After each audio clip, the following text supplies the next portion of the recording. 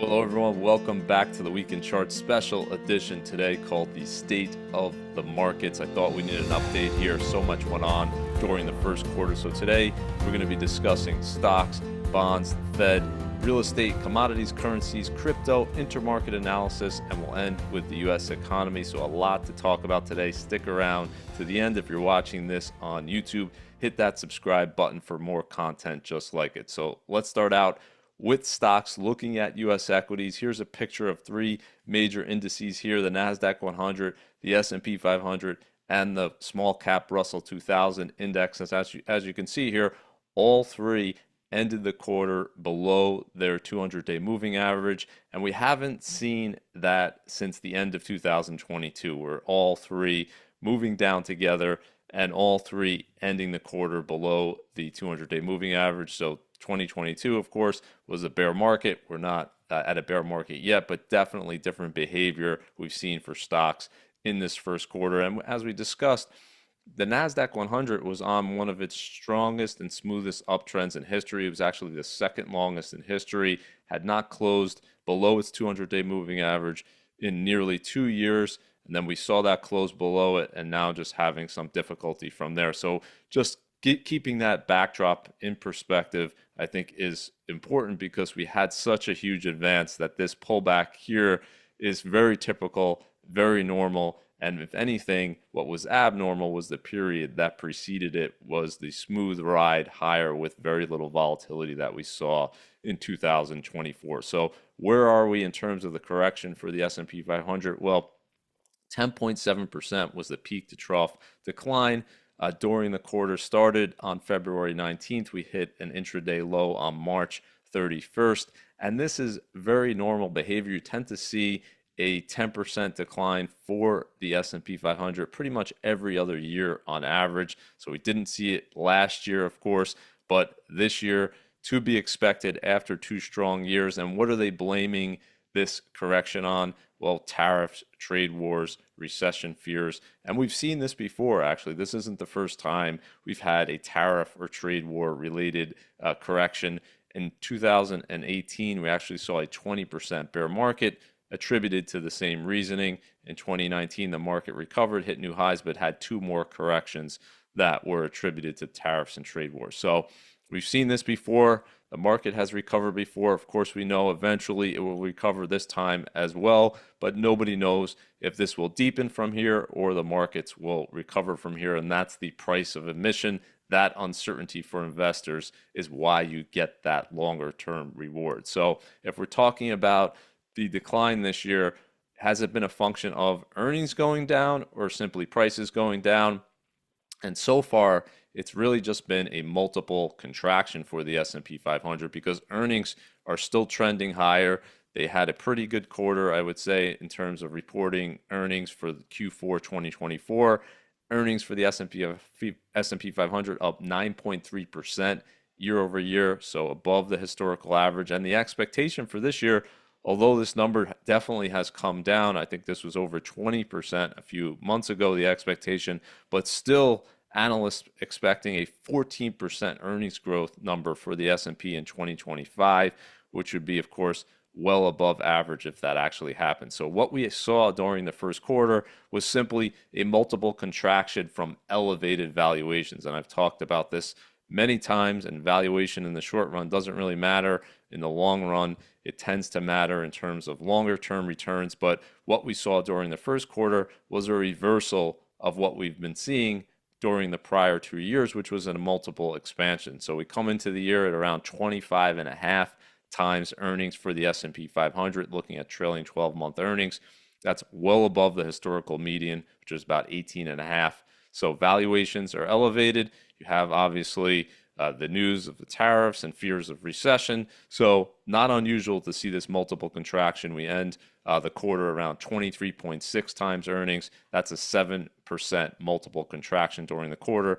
Not huge, definitely doesn't bring you to median valuations or definitely not to cheap valuations, but better than where we started the year.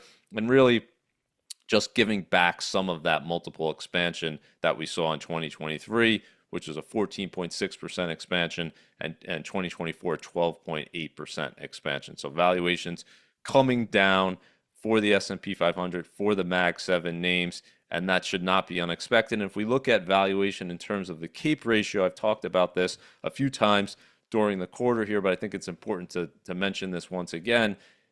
During the second Trump presidency here, looking at the CAPE ratio, 37.8 was the highest of the start of any presidential term in history. So if we look back in history, we've never started a presidential term with a higher valuation, which simply means that it's going to be a headwind longer term for U.S. equities, because we see an inverse correlation between valuations and future returns, not over the next month or few months that happen to happen this time around, but looking at 10-year forward returns, we can see here the best returns historically have come from the cheapest valuations, and the worst returns historically have come after the most elevated valuations. And it's only been a few months, obviously, but so far we're seeing stocks struggle. And in part, I would say that's because of this valuation level that we were entering the year at. So if we look at the equity market, very interesting during the quarter. We saw divergent behavior between U.S. equities and really the rest of the world, which is the opposite of what we've been seeing for a long time. And this chart really illustrates this. You can see a 16-plus year run of outperformance entering the year for U.S. stocks versus international stocks, stretched on a lot of measures. Of course, international stocks, as a function of this, much cheaper in terms of valuations versus the U.S. And during the quarter, you can see here, this sharp move lower simply means the U.S. actually underperformed by a pretty wide margin during that first quarter versus international equities. And in fact, it was the biggest spread that we've seen in over 20 years. International stocks end the quarter up 6.4%. This is a total return. And the U.S. stock market, looking at the S&P 500, down 4.3%. So if you didn't look at the U.S. stock market, you just looked at international stocks, what you would say is it's been a pretty great year so far. So very different behavior between the two markets. And you can see here just how big of a spread this is compared to history. 10.6% spread with international stocks outperforming U.S. You have to go all the way back to 2002 to see a spread that wide. So very rare to see a spread this wide, and it really follows a huge spread in the opposite direction in favor of the U.S. stock market in the fourth quarter of 2024. So really just giving that huge advance for U.S. stocks in the fourth quarter versus international, giving that back with this reversal. But you can see, looking at the last 15 years, most of the time we've seen this spread being negative. We've seen U.S. stocks outperforming international. So the question, of course, will be, are we going to see just one quarter of this outperformance, or are we going to start to see multiple quarters of outperformance? And we really haven't seen that, of course, since the 2000 to 2010 period, where international stocks outperformed U.S. equities by a wide margin. So we'll see what happens there. But again, coming back to that idea that if you just looked outside the U.S., you would think this was a pretty good year. Look at some of these returns we have for the first quarter of 2025. You have Poland up 34%, Spain 22.6%, Greece 21%, and so on here. And look at the Eurozone ETF up 12.8%, Europe ETF 11%, EAFE 7.6%, and international, as we talked about, up 6%. Emerging markets even up a few percent. So very rare in the past 15 years to see the U.S. in this right column, in the bottom third of countries or regions, with the S&P 500 down 4%. Of course, the year's not over. There's a lot to go, and this has only been one quarter after 16 years of outperformance, but definitely notable, I would say, given the size of this reversal, given the size of the outperformance of international versus U.S. Now, that wasn't the only relationship that flipped during the first quarter. We also had a huge flip in the growth versus value relationship, as we've talked about. Entering the year, you had this ratio of growth to value at its highest level since March 2000. March 2000 over here being the dot-com bubble peak. So a pretty important date. that was the only period that exceeded what we had entering the year, which simply meant growth stocks, you can see here, outperforming by a very wide margin over the last 15 plus years. And what we saw, similar to international versus US, is just a sharp move in the opposite direction during the first quarter. So what we saw in terms of the reversal is the biggest spread for value stocks outpacing growth stocks since the first quarter of 2001, a 12% spread between value and growth. So very, very notable. I would say that this is going on here, given where we were. And the question, of course, will be, does this continue like it did back then? Do we see multiple quarters of value outperforming growth? Of course, back then, it was very swift. It was very rapid. You saw the dot-com names, the growth names really crash. We'll see if that repeats this time, or we're going to see a slower move in the opposite direction. But there's no question coming at the end of 2024, there was a risk of this reversal because we saw the biggest two-year outperformance of growth versus value in 2023 and 2024 in history. So even more than we saw in 1998, 1999. And you could see what happened following that period. And this is so far a pretty rapid reversal. It remains to be seen if this continues. But what's driving this reversal in terms of growth stocks underperforming? Well, will be, of course, the largest 7 names in the S&P 500, the Magnificent Seven, entering the year. And you could see, with the exception of Meta, all of these names underperforming the S&P 500 during the first quarter. Microsoft down 11%, Apple 11%, Tesla all the way over here on the right down 36%, Nvidia down 19%, had a 30% drawdown during the quarter, its largest in a few years. And you can see all of them underperforming the S&P equal weight. So simply taking the equal weighting for all 500 stocks outperformed all the Mag 7 names. So opposite of what we saw in 2024 and 2023, where these names outperformed by a very wide margin. And that's really influencing the growth versus value factor there in the opposite direction the past few years, and then this year with value outperforming growth. Now, within growth within the U.S. market, what has been the biggest, most important sector? Of course, it would be the technology sector. And what we've been pointing out, which was pretty notable, is that this ratio of tech to the U.S. actually peaked last summer in July of last year and had been already trending lower, showing some signs of weakness. It actually surpassed the March 2000 level in terms of this ratio. So definitely was stretched, definitely was elevated, definitely sentiment for technology shares was at a very high level. And you can see here the reversal since then with tech underperforming. And the year-to-date returns are very interesting because more sectors are actually positive than negative within the S&P 500, but because of tech's big weighting here, tech being down 11%, the tech ETF, that's driving a lot. Of course, consumer discretionary as well, down 11.7%. And so if you look at things like energy, healthcare, utilities, and staples, so healthcare, utilities, and staples, more defensive sectors, all positive during the first quarter. Real estate doing well as well because of the interest rates declining. So very interesting to see this big spread here between the sectors, with the former leader technology becoming the laggard here. And if we look within the technology sector, what has been the best industry group far and away over the last decade, that would be the semiconductor industry group. And we've been noting this for the past year, that this relative strength of the semiconductors actually peaked last June, so before tech sector peaked. And you can see underperforming here.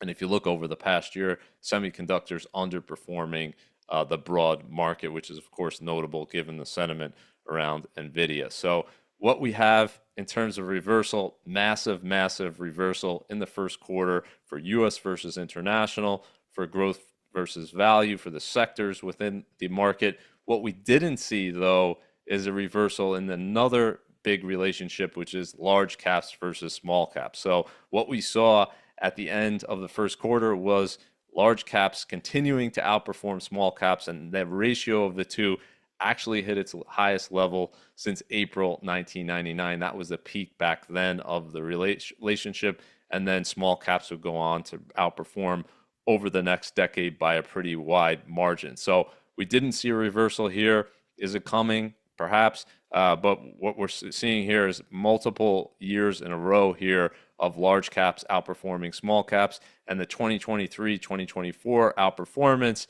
you have to go back to 1997, 1998 for as big of an outperformance. But so far this year, that's actually continued. So that'll be something to watch, I think. Here, are we going to see a reversal here as well to go along with those other factors? So far, obviously, we haven't seen it, but same underlying drivers would kind of make the case to say, well, small caps are cheaper than large caps, and if that Mag 7 area is going to continue to underperform, perhaps we can see this reverse as well. So very interesting quarter for the U.S. equity market. Really important to be diversified during that first quarter. And if you were, it was actually a decent quarter because you had international exposure, you had value exposure, you had areas other than the Magnificent Seven helping your portfolio. So if you're looking at your portfolio today, deciding how should I be positioned for the rest of the year and longer term, reach out to us at Creative Planning. We do all of that and more. Go to creativeplanning.com/Charlie to get a free wealth path analysis. At Creative Planning, we're in all 50 states and abroad as well, so we likely have a location right near you.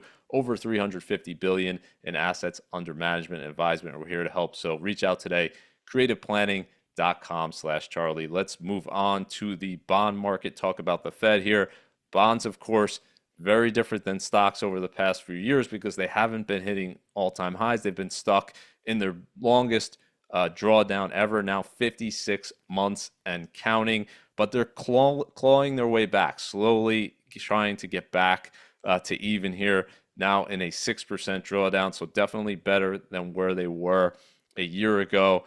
And what's helping, of course, is interest rates moving lower, and 6% to go. Well, how long will it take? Well, that depends on the direction of interest rates, but if interest rates just simply stay where they are, you have yields around 4%, so about a year and a half more, assuming interest rates stay where they are. If interest rates go down from here sharply, we can get back to even sooner. If they go up, it will take longer, but you're still looking at some more time before the bond market gets out of this historic drawdown. Of course, nothing close to it in history, and the reason for that is we were coming from the lowest bond yields in history in 2020 when this bear market started. You had the 10-year treasury under 1%. So now we're at above 4%. So that transition has caused big problems for the bond market, but very different position for the bond market today. And so far this year, we've seen the opposite of what we saw last year, which is to say that duration-sensitive issues are actually leading the market. If you look at TLT and zeros, the longer duration ETFs, they're doing well this year, leading the market because yields have fallen so far this year. And if we look at things that did very well last year, like leverage loans, they're actually down a little bit this year. High-yield bonds still up, but definitely not leading up 1%. And so we've seen a shift during this risk-off move in the U.S. equity market. We've seen a shift from taking risk in high yield, in leverage loans, to trying to have some safety, and with the expectation, I think, that interest rates are going to fall, that the Fed is going to continue to cut. So if we look at that 10-year treasury yield, entered the year at 4.58, ended the quarter at 4.23. The real yield moving down as well from 2.24 to 1.85. And as we said entering the year, for a bond investor, you're in a much better place today than 5 years ago. And the reason for that is yields are much higher, and the best predictor of future returns for the bond market, bar none, is what that starting yield is. And we were between 4 and 5%. So what the expectation is around 4 to 5% over the next 7 years. And a lot obviously will happen in between in terms of fluctuation. But if you're a long-term bond investor, nothing matters more than what that beginning yield actually is. If we look at the credit markets here, this is to be expected. During a 10% S&P pullback, you're going to have spreads widening. So far, they've widened 96 basis points.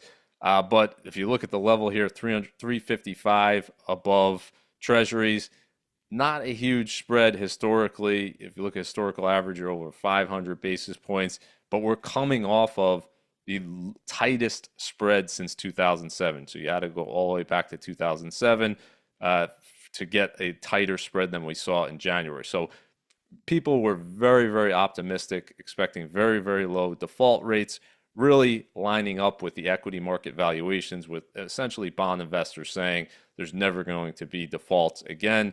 They've shifted a little bit since then, got back a little bit closer to reality, I would say. But certainly, if there's going to be economic weakness or a recession, the credit markets are not close to pricing that in yet. So we're seeing that spread widening. That's the reason why high yield bonds and leverage loans are having a more difficult this year. And within the yield curve, we've seen something interesting where the spread between 10s and 2s has remained at around 30 basis points, right around where it started the year. But we've seen both the 10-year and the 2-year treasury yields moving lower. So we have growth, I would say, and inflation expectations moving down for the 10-year, driving that lower, and the 2-year really more focused on what the Fed is going to do. And the Fed is now expected to start cutting rates again when we get to that June meeting. So not quite there just yet, but getting closer to cutting rates again. And I think that's what why you're seeing that 2-year treasury yield start to move down again. And if we look at the Fed funds futures expectations here, the market as of today is now pricing in 3 rate cuts from the Fed. The Fed themselves are predicting around 2 rate cuts. This is going to jump around every single meeting, every single month, or every time we get an inflation report, every time we get a jobs report. This is going to change. But as of now, market's saying the Fed will cut 3 times, with that first cut coming in June. So another meeting in May, Fed is likely to hold rates at 425 to 450. But when we get to that June meeting, the market reasonably high odds as we stand today of cutting again. And I think they'll telegraph that at the May meeting. If they're ready to cut again, they're going to give a strong indication that's the case and then start cutting. And then the question from there is, well, are they going to cut 2 times, 3 times? They definitely seem, if you listen to the rhetoric, seem to want to cut interest rates again. And very simply, why are they looking to cut interest rates again? Because they're viewing monetary policy as being restrictive here because the Fed funds rate is above their preferred measure of inflation. Fed funds rate at 425 on the lower bound, and you got core PCE, which is their preferred measure, which excludes food and energy, at 2.65. So if this core PCE number comes down, and it's expected to over the next few months, I think that will give the Fed comfort to say we can cut a few more times here, and we still have a reasonable spread between the two. Of course, if this starts moving the opposite direction, then you're going to see fewer cuts from the Fed. And then, of course, you have the economy and employment and what's going on with all of that stuff as well. And if that deteriorates, well, that changes the whole calculus here. But clearly, the Fed wants to resume cutting interest rates. And if they get a lower core PCE number, lower CPI number over the next few months, which seems likely, it seems likely that they'll cut at least one more time this year, looking at that June meeting. Okay, let's talk about real estate and the housing market. If we look at the commercial real estate sector here, VNQ ETF from Vanguard, it never recovered from that 2022 bear market. So unlike the US stock market, which hit 57 all-time highs last year, it's still in a drawdown here. You can see 11%. You got the S&P down on a closing basis, 8.5% off of its high. So still very much in a drawdown. And if you look at commercial real estate prices, well, they're still in a drawdown as well. So it's kind of lining up with that as well. And obviously the transition to higher interest rates hurting real estate in general. If we look at commercial properties, particularly the office space, but if we're looking at commercial real estate versus the S&P 500, you can see over the past decade underperforming by a pretty wide margin. But this little uptick here is what we've seen so far this quarter, where the S&P 500 is down and real estate stocks, REITs, are actually up. And Let's talk about the housing market because this is obviously something that a lot of people are focused on. Most people in the country, if you look at net worth, a lot of it's tied up, the vast majority for most people in their homes. So this is something that a lot of people are paying attention to. And what we're seeing here is still rising prices and still very low affordability. So if we look at the Case-Shiller index, 4.1% increase over the past year, and you got affordability still at record lows. And the big problem, of course, has been the rising prices, which have outpaced people's incomes. So looking at this chart here, the last 5 years, 53% increase in prices. In terms of homes, this is average. Many places have increased more than this. We have hourly earnings up 25%. So more than double in terms of home prices exceeding earnings. That makes it obviously unaffordable. And then, of course, you have the fact that mortgage rates are much higher today than a few years ago, more than doubling from their lows just a few years ago. So those two factors taken together leading to the most unaffordable housing market, I would say, in history. And this chart is absolutely stunning.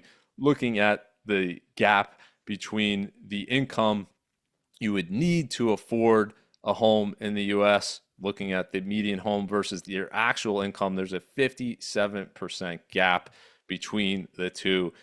This is obviously unsustainable, and this is the big reason why I would say I don't think these types of gains are going to continue for the housing market. What we've seen the past 5 years, highly unusual, close to 9% increase per year in terms of home prices in the US. That's not sustainable, and this gap has to be closed. It could be closed quickly. It could take a long time to close. That seems to be the more likely outcome, but it will be closed one way or another because at the end of the day, people need to be able to afford a home to live in. And if they can't afford it, demand is going to collapse. And eventually, this has to shake out in terms of equaling the what you can afford and what the actual market shows. So I don't expect the home price appreciation in recent years to continue.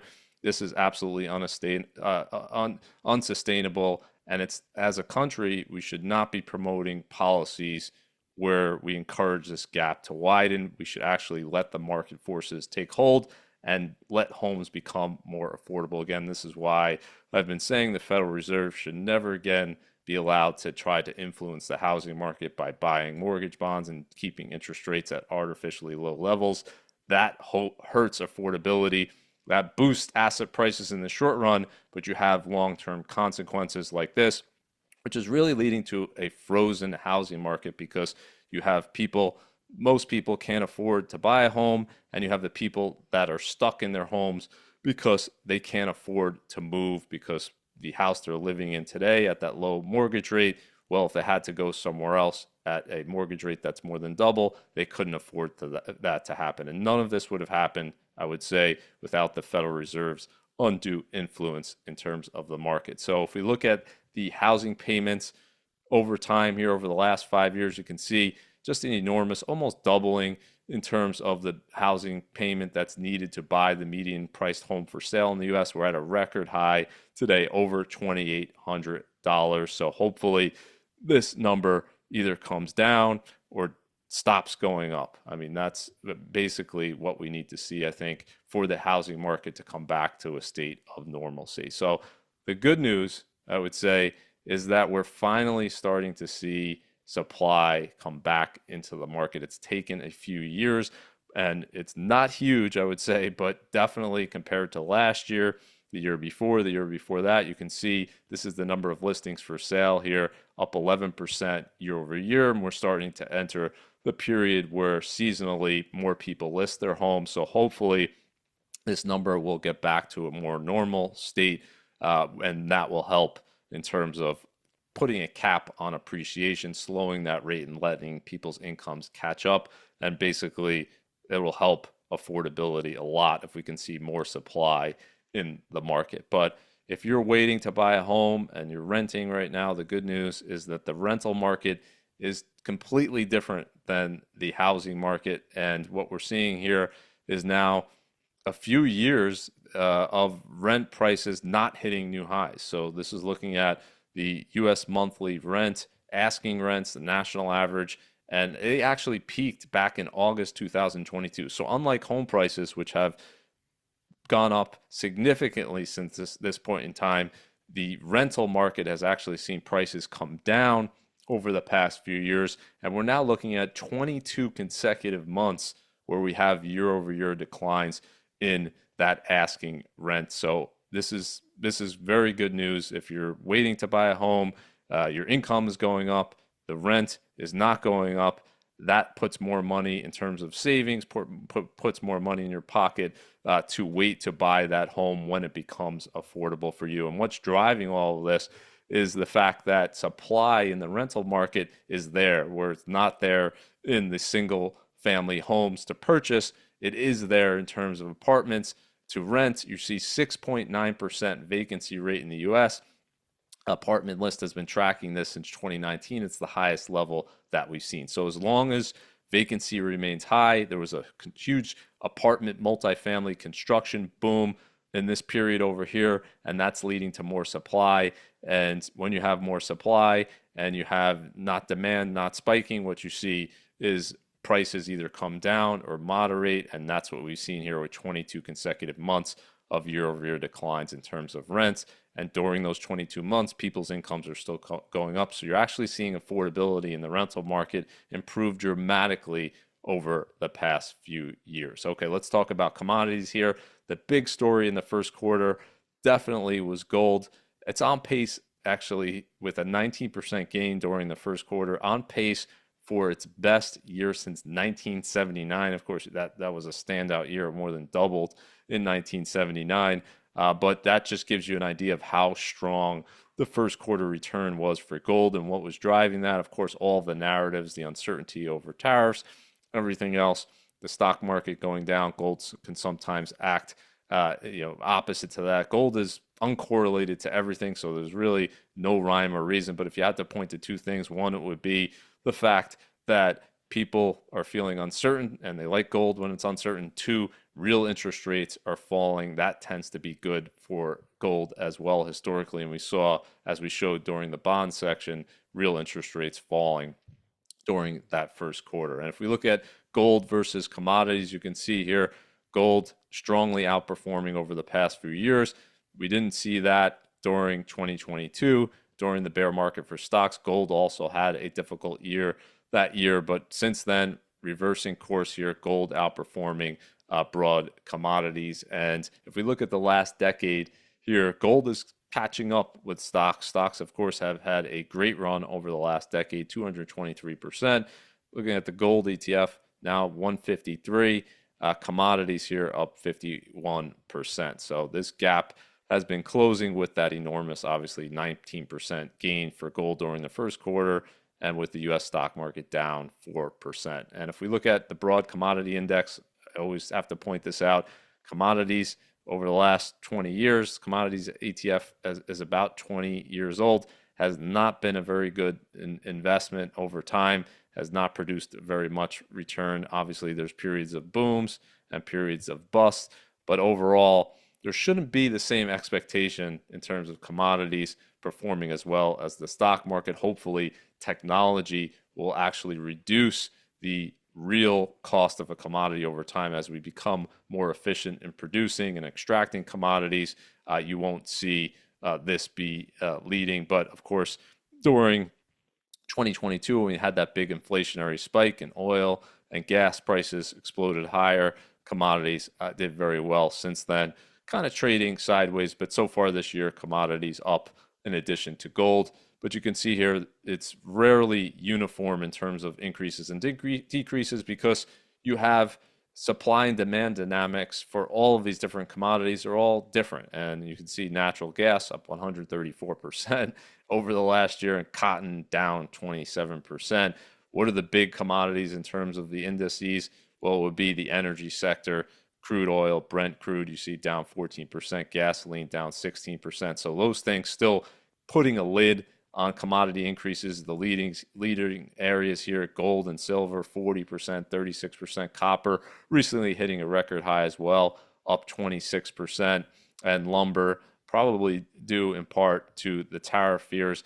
up 14% over the past year. So big differential from one commodity to another. Overall, we're not seeing a huge increase, and that's because of this energy sector, and particularly crude oil and gasoline. And if we look at gas prices, very good news for the U.S. consumer. We're seeing gas prices actually down 11% year over year at $3.15 per gallon. You can see starting to creep up though a little bit here, but much better than we were a year ago. So definitely good news for anybody that's traveling into the peak travel season, which would of course be the summer. Hopefully gas prices remain lower than they were a year ago. Okay, currencies here. Reversal. This has been the big theme for this show so far. We're going to say it again because we saw a reversal in terms of currencies. The US dollar moving in the opposite direction that it did last year. And you see a decline here, not huge, but 3 to 4% decline in the dollar during the first quarter. Biggest component of the dollar index being the euro and the yen. So both of those currencies appreciating versus the dollar, and the dollar showing some weakness here. If we look at the last decade, dollar still higher over the last decade versus most of the major currencies out there. And if we look longer term, you can see big cycles, dollar strength, dollar weakness. Looking at the last 50 years here, there's times when the dollar's strong, times when the dollar's weak. We've been in a period about 15 years here of dollar strength, and nobody knows where the dollar is going, but sentiment obviously entering the year, people are expecting dollar appreciation to continue, and we've seen so far a reversal, and that has boosted actually international equity returns because those currencies have appreciated against the dollar. But looking at the factors here in terms of central bank policy, what could be driving some of this shift? I think it's probably the expectation that the Fed is going to now ease perhaps more aggressively than other countries, and perhaps that U.S. growth may start to slow here more than expected. I think those are the two big factors likely driving down the dollar during the first quarter. And if we look at the U.S. central bank, the Federal Reserve versus the ECB and the Bank of Japan, you can see here still a pretty wide spread with the U.S. policy much tighter than the ECB, which is about 0.2% above inflation. And of course, the Bank of Japan still crazy here, crazy easy at -3%. But the expectation here, and this is what matters in terms of currency, is the Bank of Japan is going to tighten policy this year, so continue to hike rates, and that the Fed is going to be more aggressive in terms of its easing than the ECB, which is already back to a neutral rate. So if the Fed ends up cutting 2 or 3 times this year, that's going to drive interest rates in the U.S. lower, narrow this spread between U.S. rates and rates in Europe and Japan, and that theoretically should push down the value of the dollar. We also have growth rates here entering the year. You can see U.S. 2.5% real GDP growth over the past year, the Eurozone at 1.2, Japan at 1.2, but the expectation, as we'll talk about in the economy section, is that the U.S. is going to have a major growth slowdown, at least for the first quarter. So I think that's driving currency depreciation as well. Okay, let's talk about crypto here. The big two, Bitcoin and Ethereum. You can see Ethereum absolutely having a terrible period here, crashing essentially.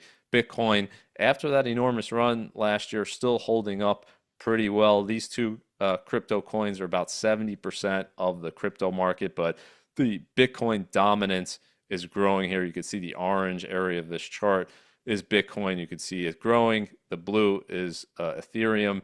Ethereum shrinking in terms of its importance. I think it's down to just 8% now of the market, but Bitcoin, 62% of the crypto market now. That's up from 39% in November 2022, and that's simply because Bitcoin has outperformed most of the other crypto coins during this period of time. And Bitcoin had a crazy run that we talked about, particularly following the election, where it just went parabolic. It went all the way up to 109,000 in January, on January 20th, when it peaked, which was just an enormous, enormous run up. After the election, it hit a new all-time high at 74,000 and then ran up all the way to 109,000. What we're talking about is it's been highly unusual to see Bitcoin make such a run without having a big correction. So be prepared for a correction. Plus, you had all of the meme coins and the mania and the new supply in terms of these coins that were coming out, which tends to be a sign that perhaps we're getting close to the top. And indeed, we had a sizable correction during the first quarter here, 30% decline in Bitcoin from its high in January to its low in March.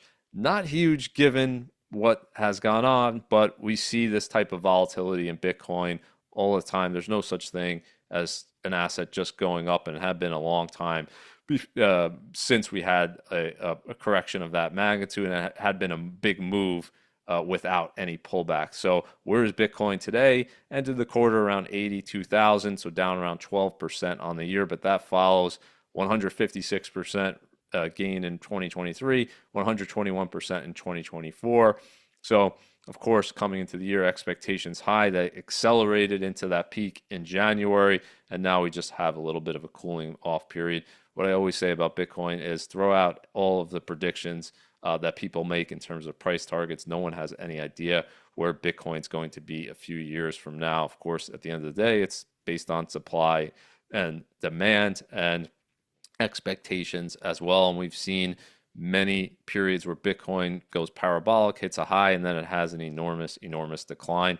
We're going to see that this year. Nobody knows. Bitcoin, like gold, very, very hard to make any predictions. So I would throw them all out the window. But what I would say is in January, when we saw that mania really reaching a fever pitch, it would have shocked me if we didn't see the type of pullback that we're seeing today because of things like Dogecoin, which I've talked about. Made absolutely no sense to me that this thing is rallying based on the creation of Doge, because if we're going to be seeing more discipline in terms of the government, in terms of spending, in terms of money supply, well, that's not good for these types of meme coins. It's not good for crypto in general, because part of the story is you might as well speculate on meme coins because the US dollar is going to be worthless because the government can't balance a budget and they're just going to continue to spend and spend and spend. So that narrative seems to have erased here. You can see Dogecoin giving back most of those gains since the election. If we look at Fartcoin here, have to talk about it. We had an absolute mania in this crypto coin, and that's come down over 90% from its peak. The Trump coin, which peaked really the day of it came out and really coincided with the peak actually in Bitcoin. So a lot of things peaking there in terms of sentiment back on January 20th, right around the inauguration. And what we've seen is a huge decline, over 80% decline in the Trump coin, and the Melania coin, over 90% decline in this coin. So we're seeing just a normalization in terms of you have these speculative manias. What's on the other side of the mania? The weighing machine, people realizing, well, this really isn't worth anything, this Trump coin, this Melania coin. So if I have a profit in it, I'm going to sell it. So there's the greater fool on the way up, and then there's the realization, oh, wow, this thing is going down.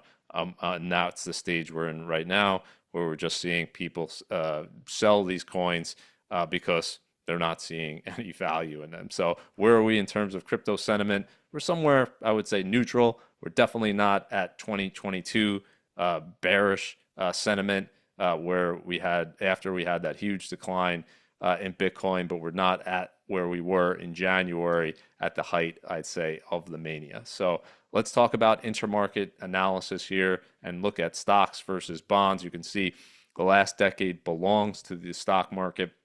Huge outperformance of stocks versus bonds, but normalization here in the first quarter. So again, coming back to that theme of reversal here, stocks underperforming bonds, bonds actually up a few percent during the first quarter while the stock market went down. So you're seeing this ratio come in a little bit. If we look at the past 3 years, that correlation had been exceedingly high, highest level in history between stocks and bonds. That simply means they were moving together. So when stocks were up, bonds tended to be up. When stocks were down, bonds tended to be down. And we're seeing this cool off a little bit. You can't really see it on this chart, but you can see it on this 1 year correlation chart. You can see it's coming down. So the relationship is starting to diverge.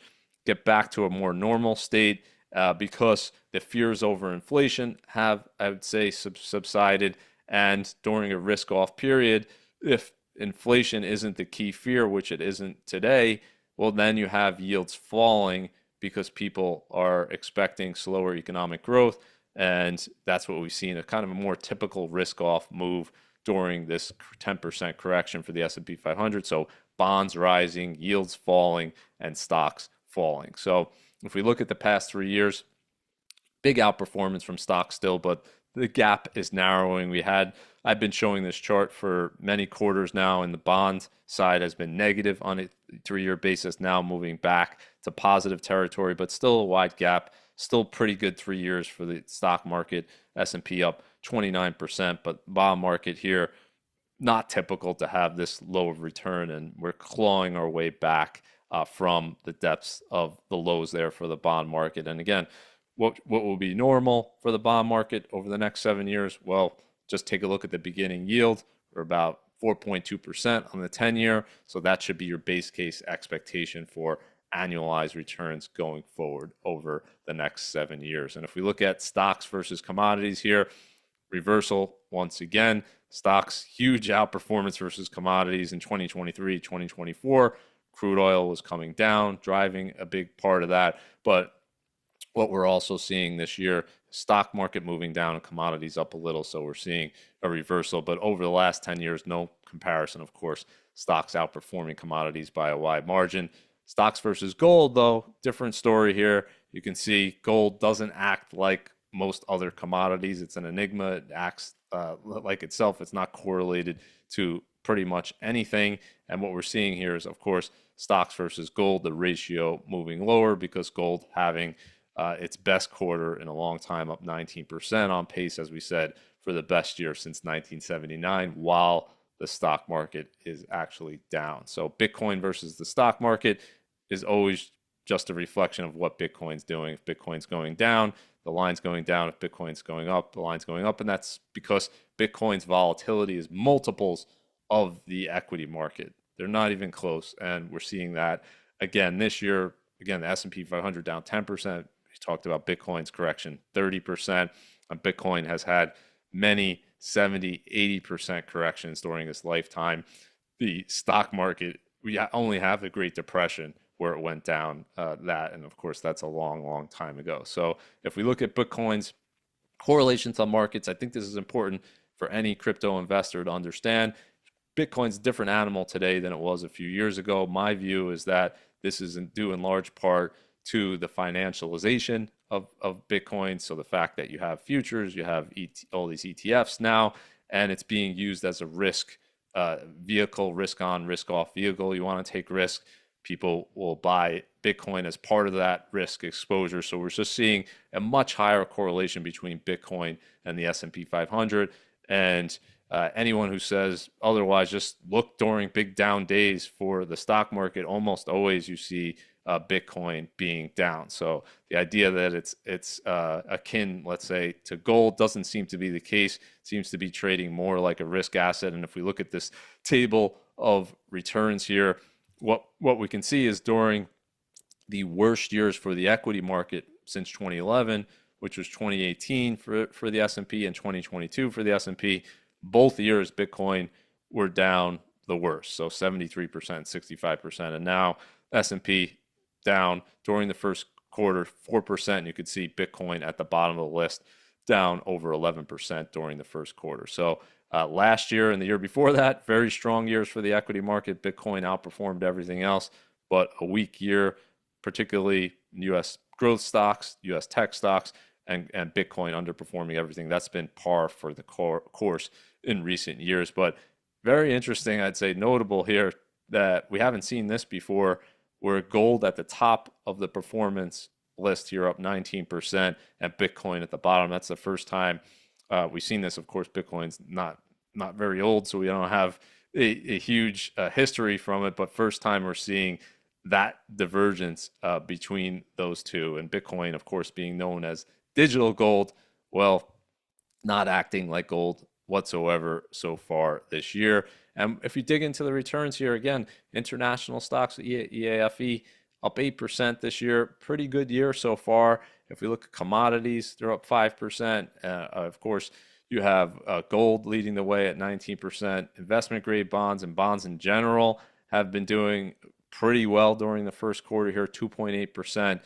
So if you have a diversified portfolio, even with that big decline in the US stock market, you're likely not being hit at all. And there's a decent chance, depending on your allocation, that you could be even positive so far this year. So a big win for the diversified investor so far in 2025. You have these other areas that are outperforming that haven't outperformed and haven't done well versus US large cap growth equities in a long, long time. Okay, let's talk about the US economy and what's going on there. Obviously, big question, of course, is what's going to happen to growth in the first quarter, but what's the backdrop coming into the year? Well, you have 57 consecutive months of expansion through the end of December of last year. So the expectation coming into the year was very much the expansion is going to continue. We're going to see a pretty good quarter in terms of economic growth. We did 2.5% in Q4 of 2024. The expectation, again, coming into here was this is going to continue.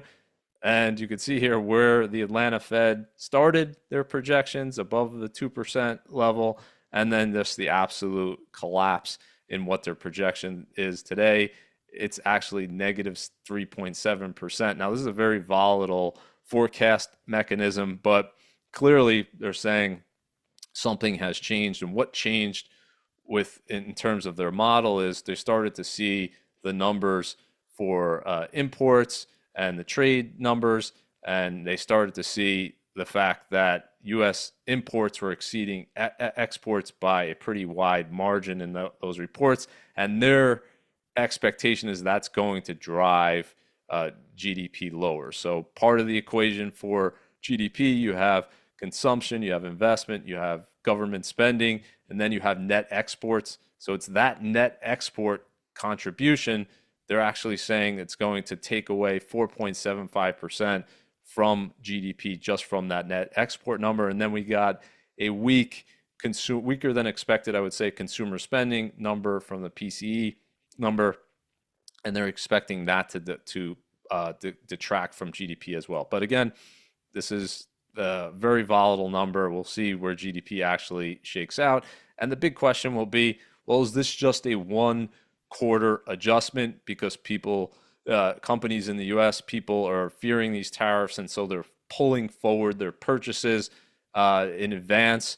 And so they're buying goods that they might need a quarter or two from now. They're buying them early so they lock in that lower prices. And if that's the case and it's just a one quarter thing, then we could see actually, you would expect to see the exact opposite, let's say, in the second quarter. So a lot of variables here influencing this number. I think it will be probably the most anticipated GDP report that we've had in a long, long time. There doesn't seem to be a huge gap usually between what the Atlanta Fed is projecting and what Wall Street consensus is. But today, it's the biggest gap that I can remember in a long, long time. And it's really because of that uncertainty over the tariff situation and how that's going to impact the net export picture in the U.S. But if we look at the inflation picture in the U.S., it's still, for a lot of people, it's still an issue because we're seeing this cumulative level of inflation above 3% now, longest period since the early 1990s, 46 consecutive months of core CPI being above 3%. And this is the chart I always show when it comes to inflation. It's not simply what inflation has done over the past year that matters. That's the number the Fed is always focused on. But to me, you have to add in what's happened before that. You have to look at a cumulative level of inflation and really take an average over a long period of time and not just look at the last year. And if we look at the start of 2020, which is really before the Fed did what they did in terms of quantitative easing, in terms of the money supply, it was before we had the enormous borrowing and spending in terms of the stimulus programs.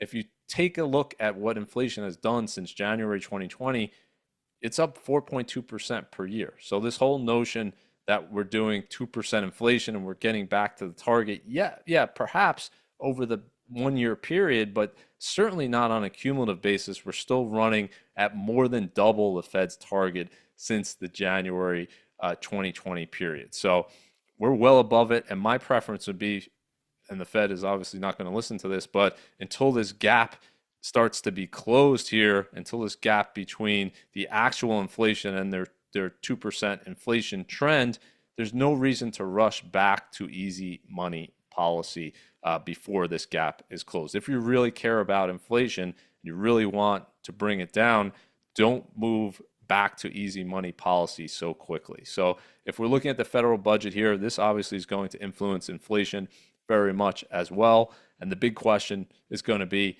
well, how much are the cuts going to influence this number going forward here? We got a $2.1 trillion deficit over the past year. Highly unusual to see a deficit this big during an economic expansion without a recession.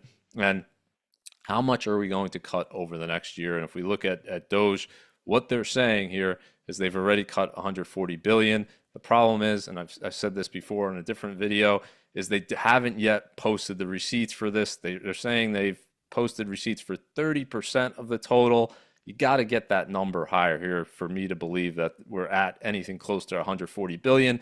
Plus, is that 140 billion savings over 3 years and you're putting it all in that number today? Is it savings over 5 years, or is it actual savings that would have been spent this year that aren't going to be spent? I've tried to look through the data, haven't been ever able to figure that out. They should try to make it as simple as possible, summarizing which department this is coming from. Is it savings over a 1 year, 2 year, 3 year period? How is it basically going to impact this chart here is what I want to know, which is what the government's spending, which is 7.1 trillion over the past year, versus what the government is bringing in terms of tax revenue. This is why we have this huge deficit, because government spending has nearly doubled over the last decade, while tax revenue has increased 60%, which is an enormous increase in my book. We've increased spending way more than that. So how much of this 7.1 trillion is going to be impacted by this savings? Well, we're going to start to find it out as we get these monthly numbers from the Treasury. But I think that's the big question.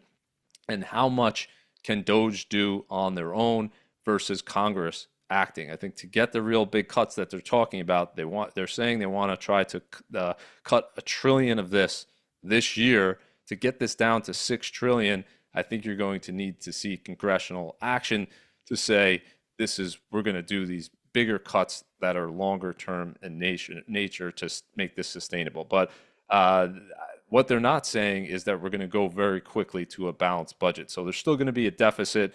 The question is, how much will that deficit will be? I think it will be lower. I hope it will be lower a year from now, but it's really hard to put a number on it until we get some more clarity there. In terms of jobs gains here, this is good news, obviously, for the economy. Hopefully this continues. 50 consecutive months of jobs growth in the U.S., second longest streak in history. We have a big jobs report coming this Friday. Hopefully we get good news there, and this streak continues, because if people have jobs, their wages are going up. That's great news for the economy, regardless of that GDP calculation, which may go down in the first quarter because of that import-export thing. If people still have jobs and they're spending money, that, I think, will work itself out over the coming quarters. And this chart here, of course, very important. Unemployment rate, 4.1%, still very, very low compared to history. Average is 5.7%. So hopefully this number remains low as well. And then I come back to the most important chart, which to me, if this stays positive, then I'm going to stay positive on the U.S. economy. This is the spread between what people are making in terms of their hourly earnings and the inflation rate in the country. And now we've had 22 consecutive months where hourly earnings growth has outpaced inflation. That's clawing our way back here in terms of we had 25 consecutive months in the opposite direction. Very good news to see people's wages going up more than inflation. And again, if this continues to be positive, regardless of the short-term noise, I'm going to be positive on the U.S. economy. So hopefully this continues. Awesome. Okay. Thank you, everyone, for joining me on this special edition of the Week in Charts. If you're watching this on YouTube, hit that subscribe button for more content just like it, and I'll see you next time on the regular edition of the Week in Charts.